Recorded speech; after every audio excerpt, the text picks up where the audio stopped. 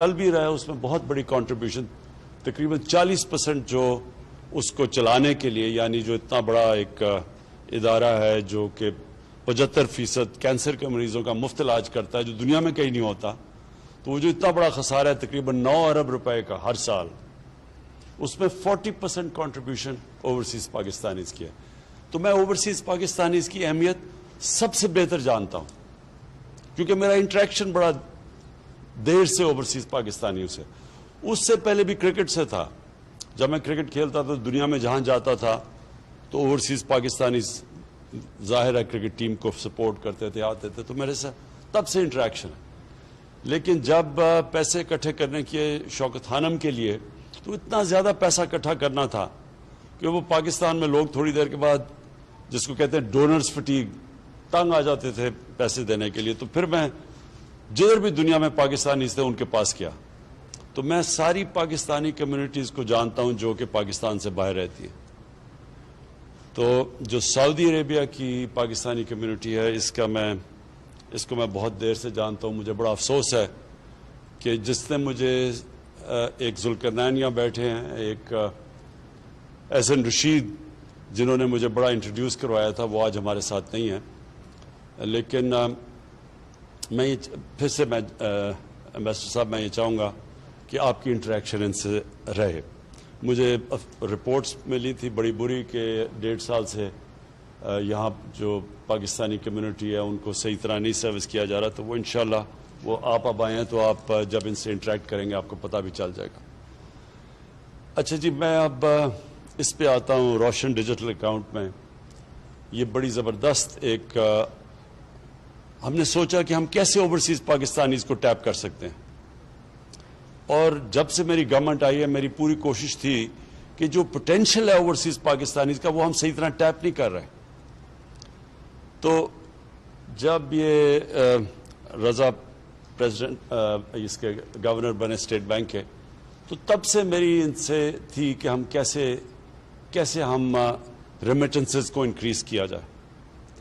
تو یہ جو ایک انہوں نے اس کے اوپر زور دیا اور یہ جو پش کیا روشن ڈیجیٹل اکاؤنٹ کا، ماشاءاللہ اس کا جو رزلٹ آیا ہے یہ ہم کوئی بھی اس وقت ایکسپیکٹ نہیں کر رہے تھے، لیکن اس نے انکریج کیا کہ ہم اور بہت پروڈکٹس دے سکتے ہیں اوورسیز پاکستانیز کو، کیونکہ دنیا بڑی تیزی سے جو ٹیکنالوجی ہے وہ اتنی تیزی سے ایڈوانس کر رہی ہے کہ جو پہلے ہمارے پاس تھے ہتھیار تھے وہ پہلے نہیں تھے۔ آج ہمارے پاس وہ پروڈکٹس ہیں جو پہلے نہیں تھے۔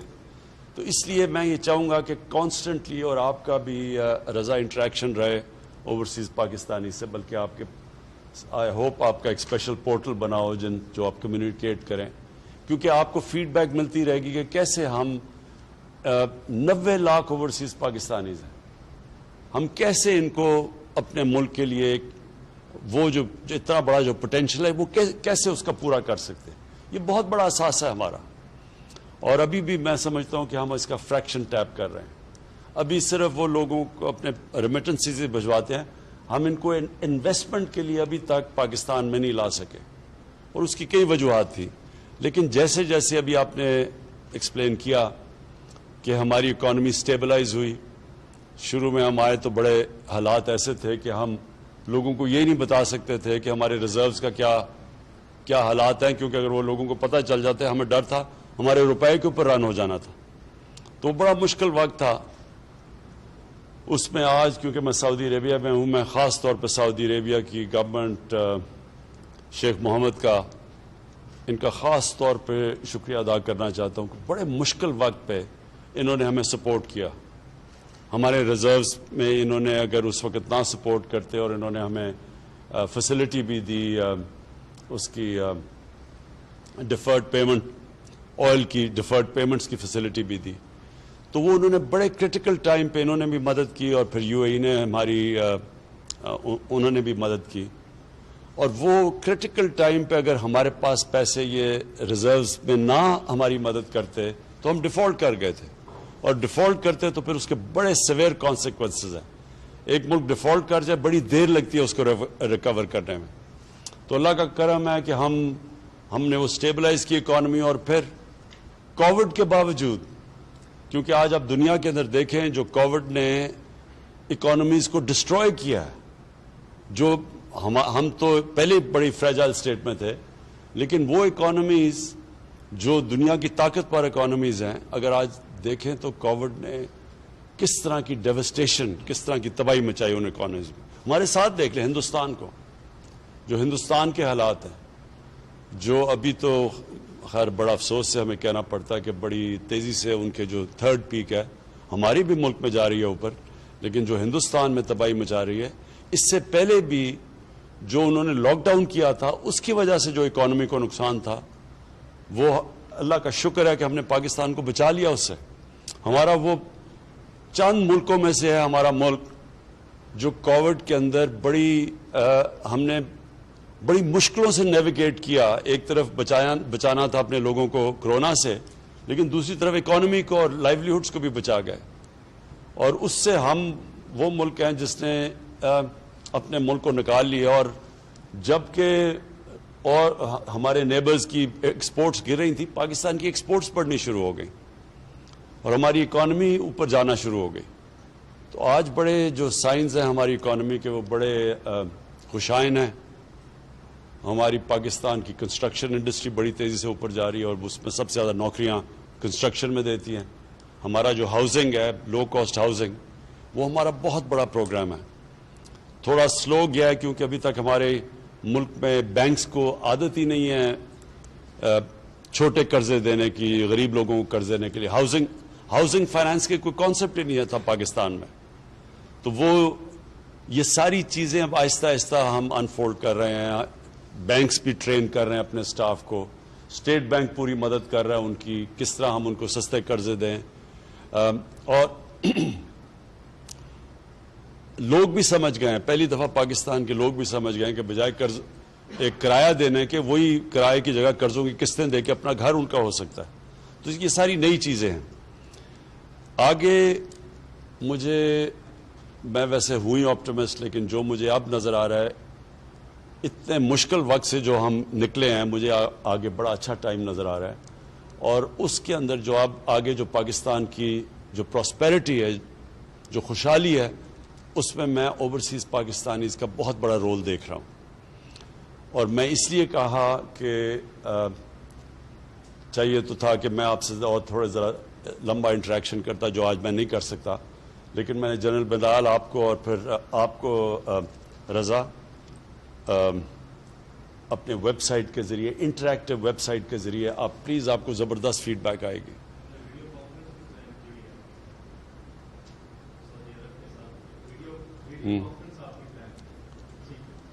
سو اینی وے ہم یہ آپ سے انٹریکشن آگے رہے گا. میں آخر میں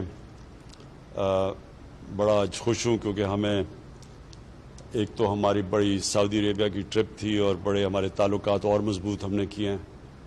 ہمارے لیے بہت امپورٹنٹ ہے سعودی عربیہ پاکستان کے لیے، صرف اس لیے نہیں کہ ہماری ایک ایموشنل اٹیچمنٹ ہے سعودی عربیہ کے ساتھ، اس لیے بھی کہ انہوں نے ہمیشہ ہمارے ساتھ مشکل وقت پہ کھڑے ہوئے ہیں. اور جو اسپیشل جو ایموشنل اٹیچمنٹ ہے وہ اس کی میں اپنی ساری ڈیلیگیشن میرے ساتھ آئی ہوئی تھی، ان سب کو ہمیں جو روزہ رسول میں موقع ملا جانے کا اور پھر آج خانہ کعبہ میں کعبہ کے اندر جانے کا، تو آج ہم تو سمجھ رہے ہیں کہ ہمارے لیے ہماری بیٹریز بھی ریچارج ہو گئی. اور انشاءاللہ جو سٹرگل ہے ایک نئے پاکستان کے لیے، رول آف لاء کے لیے، ایک نئی سوچ کے لیے جو سٹرگل چل رہی ہے پاکستان میں، یہ میں آپ سب کو بتا دوں کہ بڑا ڈیسائسو مومنٹ ہے پاکستان میں.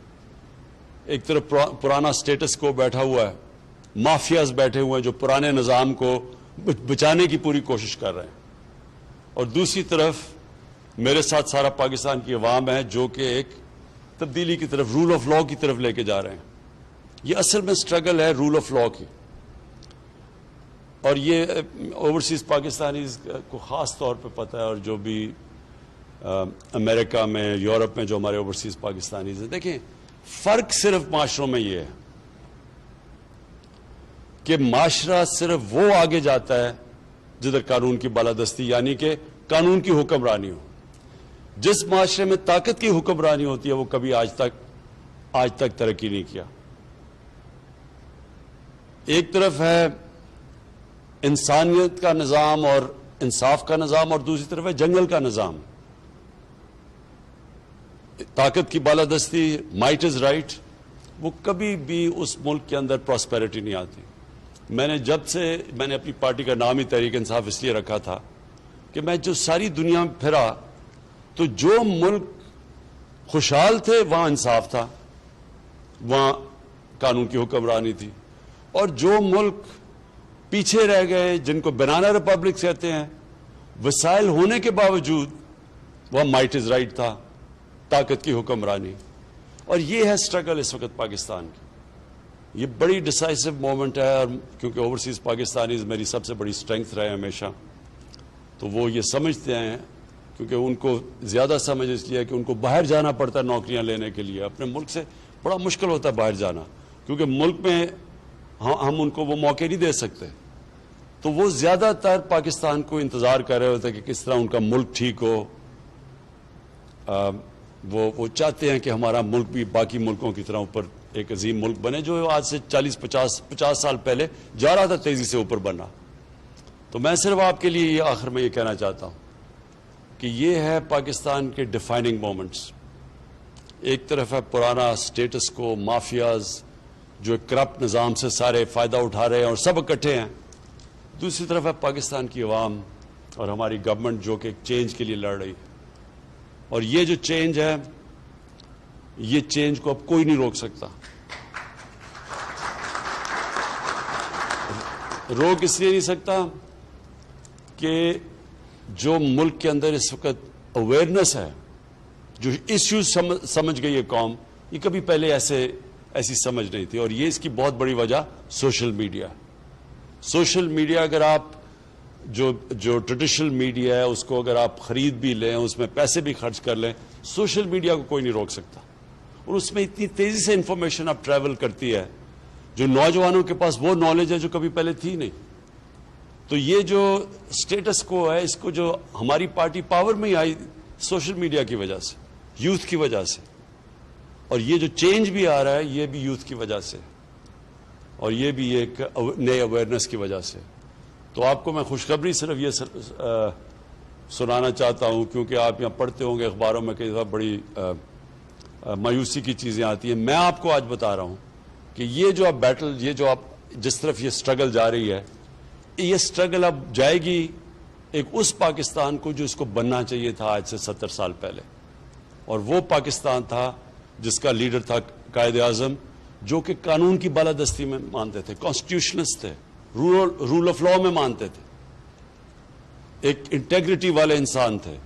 وہ جو ہم سائڈ ٹریک ہوئے ہیں، ادھر سے ہٹے ہیں، اپنی جو ڈیسٹنی پہ ہمیں جانا چاہیے تھا اسے دور چلے گئے ہیں، اب وہ واپس ہم اس ٹریک کے اوپر آ گئے. اور یہ ہے ان مافیا سے ملک کو آزاد کرنے کی جنگ. اور جو آزادی کی جنگ ہوتی ہے وہ ہمیشہ تھوڑا ٹائم لیتی ہے، لیکن انشاءاللہ جس طرف اب پاکستان نکل گیا ہے، آپ کو میں خوشخبری یہ دینا چاہتا ہوں کہ بڑی جلد آپ کے سامنے ایک نیا پاکستان آئے گا.